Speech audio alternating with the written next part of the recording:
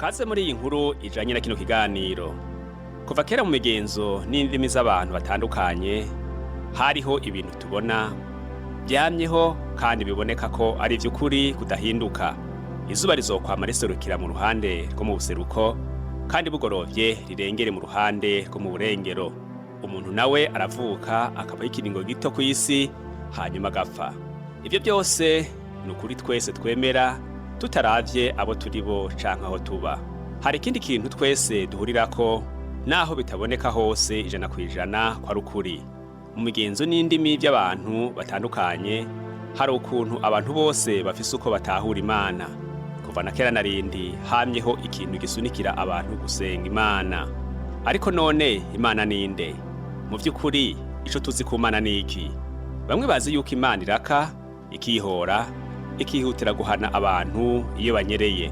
Abandi nabo bayizi nk'ikintu cakure cane, ubushobozi butazwi bugoye kumenya. Ariko none byogenda gute hamwe Imana igombye ko tuyimenya? Ico yogomba ko tuyimenya ko ni iki? Asangwa uri mu bibaza ivyo bibazo, ndagufitiye inkuru nziza. Imana niko biri iragomba ko tuyimenya. Kaze twumviye inkuru ivuga ngo ishusho y'Imana dufatiye ku bantu n'ibintu tubona mu ijambo ry'Imana.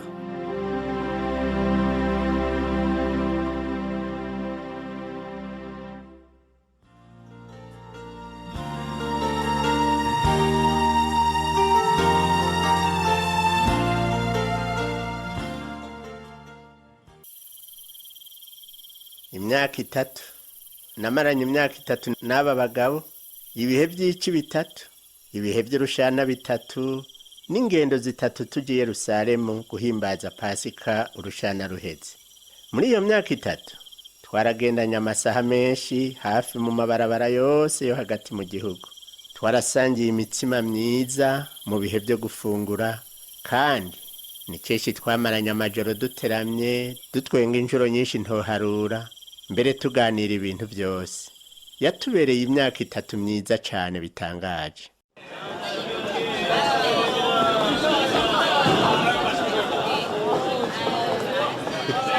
Yes, ntabara. Erega barasubiriye gucurika amajambo yawe. Ni iki gapete? Ubwa mbere watwigije ukuntu bikenerwa ari abagenzi bacu batubwiye nabi.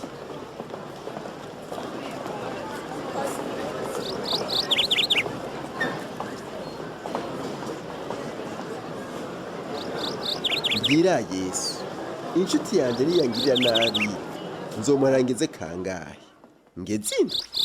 Jeho sinkubarira kugeza indwi pete. Ari kugeza indwi gushita ibiheta ngabo 70.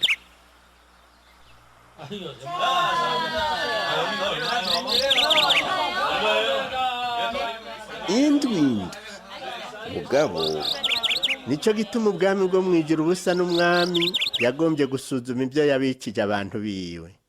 Atanguye guharura bamuzana wamuririye umwenda w'itaranti 10,000. Ayo itaranti 10,000. Amahera nkayo yose. Wa muntu yikubita hasi amwitembagaza imbere ati mwami nyihanganira nzokwishura byose. Ariko ariruhiriza ubusa, nta kuntu shebuja mubarira ku mwenda munini gutyo kose. Uwo mugabo byamugendeye gutega Yesu. Shebuja uwo muntu amugirira akagongwe, aramurekurira, amuhebera wa mwenda mufitiye.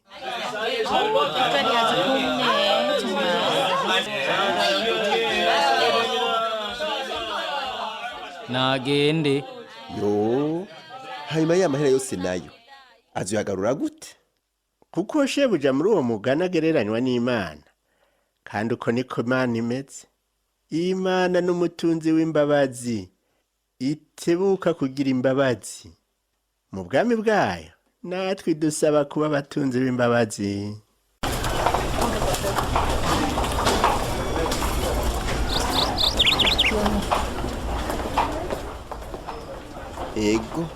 Ego mugabo murira pete. Haraho uragera ahantu wumva ko ukeneye imbabazi ku kintu icyo ari cyo cyose. Ego ndiyumvira ko kandi ngo ngira sirimwe gusa. Ndabona icyo ugomba kuvuga Yesu. Ni kenshi nagiye nkenera ko nogirirwa imbabazi, kandi ni kenshi ntoshobora guharura. Ego Pete, kandi niwarondera imbabazi z'Imana nayo inezerezwa no kukubabarira itaravye ubunini bw'icaha cawe, ubunini bw'umwenda wawe, kandi itaravye ko watsitaye kenshi.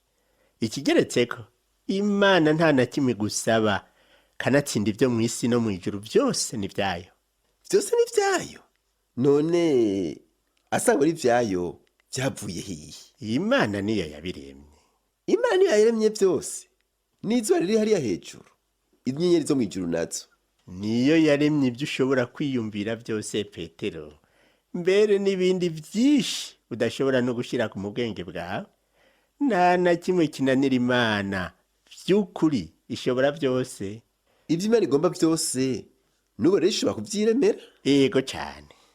Muri ico gihe rero izo talanta 100 urya mukozi yarahiraniye shebuja. Nkuko nabivuze, uwo shebuja avugwa muri uwo mugani agereranywa n'Imana. Imana nayo ntikeneye amafaranga yiwe. Ehe, ico mananje nkabaho ntarinda gukenera amafaranga. Erega we nturi Imana Pete. Ndabizi.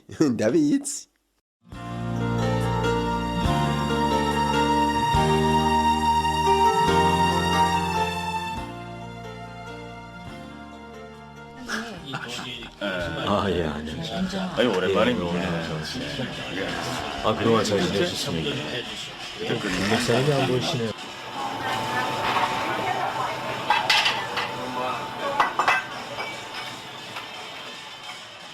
Haciye amezi makeya twarongeye kuganira ku byerekeye Imana n'ingene imeze. Twari twatumiriwe amazimano mu nzu y'umuntu yasa n'uwahariwe ivomo, yari umutoza akora agayitse. Mu batumire harimo akagwi k'abantu bake cyane biyita abagororotsi, bagaca bakengera cyane uwo mutoza akora. Iyi nkuru nari narayibitse kuko nimwe mu nkuru nkunda cyane ngo nze ndayishikirize muri uyu mwanya. Ndabasabye mumvirize gatoya. Hari inkuru Yesu agomba kubabwira.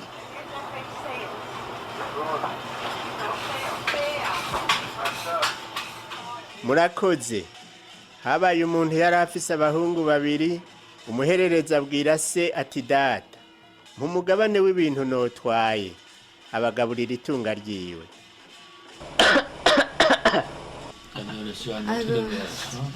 어떻게 지냈어요? Iminsi mike ishize, umuherereza akoranya ibintu byiwe byose, aragenda aja mu gihugu ca kure. Ashitseyo yayisha ibintu byiwe ubuhumbu.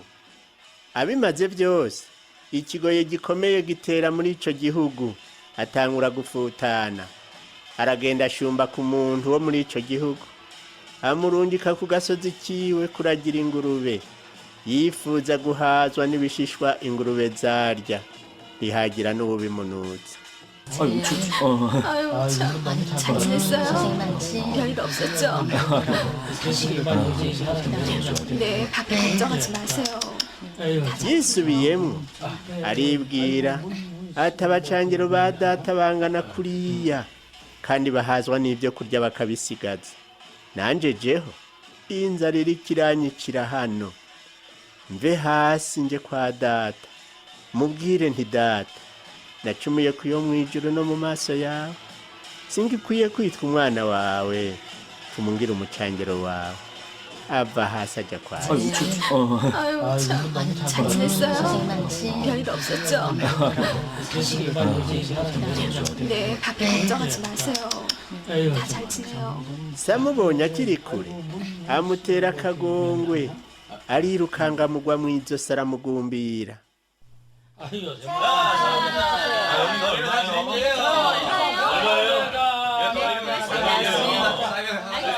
Wa muhungu aramubwira ati data, nacumuye kuyo mwijuru no mu maso yawe, singikwiye kwitwa umwana wawe.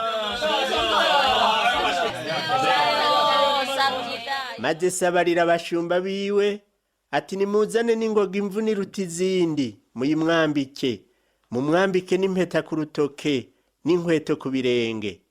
Muzane yashura inuze muyibage, turye tunezegwe, kuko uyu mwana wanje yari yarapfuye none arazutse, yari yarahavye none arahabutse.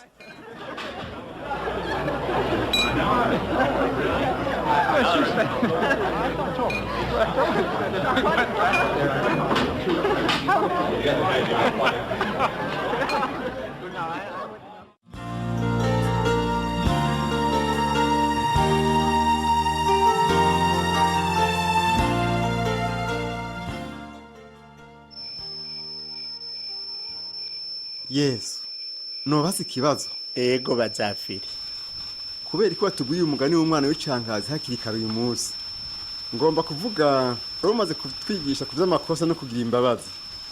umugani ntiwari werekeye iby'amakosa no gutanga imbabazi gusafiri ahubwo mu by'ukuri ntiwari werekeye urya mwana w'icangazi. siwe vyari vyerekeye ntivyari vyerekeye iki? umugani wavuga ku mana wira ibyo watahuye ku byatsi burya muhungufi. yari umugwaneza cane. neza cyane. ikindi yari yuzuye urukundo n'imbabazi. gerageza kwiga kuri iyo nkuru uravye se w'umwana. mwiyumvira yuko se w'umwana yari karakora iki gihe mu gihe urya mwana yari yavuye imuhira? jewe niyumvira yuko yoba yaciye yigira mu bindi bikorwa vyiwe. oya iyumvire neza afiri. uyu niwe muvyeyi turiko turavugako. sawa muri ico gihe rero ategereza kuba yasigaranye uruhagarara mu mutima mu gihe umuhungu wiwe yari yaragiye. nibyo nyene. none igihe wa mwana yafata ingingo yo kugaruka imuhira se wiwe yari hehe? sindavyibuka neza. samubonye ari kure. ni gute yamubonye akiri kure? sinumva ko ndabitahura nka neza. ariko ga Filipo vyari gushoboka gute yuko amubona akiri kure atarasanzwe areretse iyo yorenguka? nivyo ndataho ico ugomba kuvuga. uko niko Imana imeze Fili. iyo imeze nk'uwo muvyeyi irareretse, iragomba kubona umwana wayo aza agarutse imuhira. mu by'ukuri Filipo, ubwo nibwo buryo bwiza bwo gutahura Imana iyo ariyo. ni data wo mw'ijuru. ni data wo mw'ijuru yitwaririka abana bayo. iranezerwa no kubona abana bayo basa nayo kandi bakiga kuyizigira. umutima wayo urababara iyo abana bayo bayivuyeko. Imana ni data wo mw'ijuru. ego ibyo nibyo bituma uba. ndizera yuko ivyo bituma mba umwana w'Imana. niko biri Fili. Imana yatumye umwana w'umuntu mw'isi nk'umuco kugira ngo ahishure Imana data wo mw'ijuru. abamwizeye bose yabahaye ububasha bwo gucika abana b'Imana. nibo bizeye izina ryiwe. nibo batavyawe n'amaraso canke no kwifuza k'umugabo, ariko bavyawe n'Imana.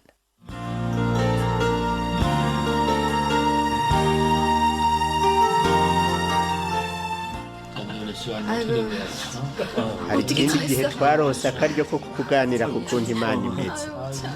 ni mw'ijoro rya nyuma twamaranye. rya joro havamwo umwe muri bakangurisha kandi ngafata.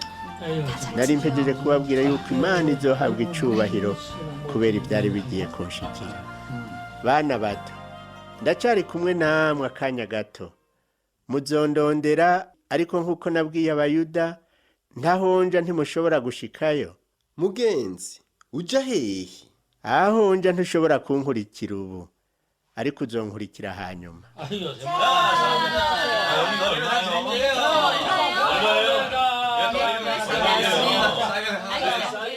ntimuhagarike imitima yanyu, nimwizere Imana nanje munyizere. imuhira kwa data hari amazu menshi. iyo aba atariho mba ndabibabwiye, kuko ngiye kubategurira hanyu. kandi iyo nja murazi inzira ijayo. mugenzi ntituzi yuja, dushobora dute kumenya inzira? ni jewe nzira n'ukuri n'ubugingo. ntawe ushobora gushika kuri data ntamujanye. iyo muba mwaramenye na data muba mumuzi. uhereye ubu muramuzi kandi mwaramubonye. mugenzi twereke so bizoba bihaye. mbega ko nabanye namwe igihe kingana gityo, nturakaruha umenya ga Filipo we?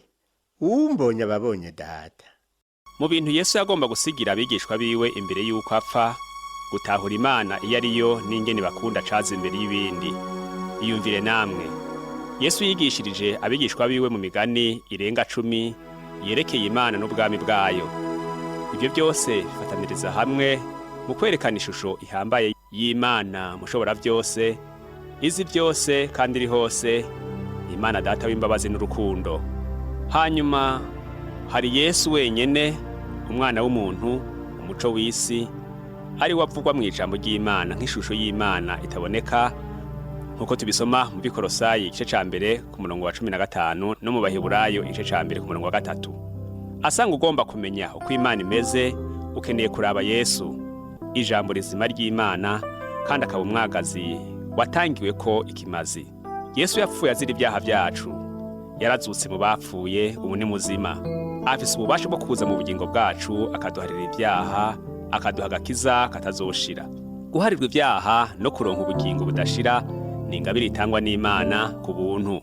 Nta gikorwa dusabwa gukora kugira ngo tubihabwe, oya namba, tubironka ku buntu. Ico dusabwa ni kimwe gusa, ni kwitandukanya n'ibyaha byacu, tukizera Yesu tukamwakira nk'umwami n'umukiza mu bugingo bwacu. Nagomba ndangize nsenga isengesho rigufi rivuye ku mutima.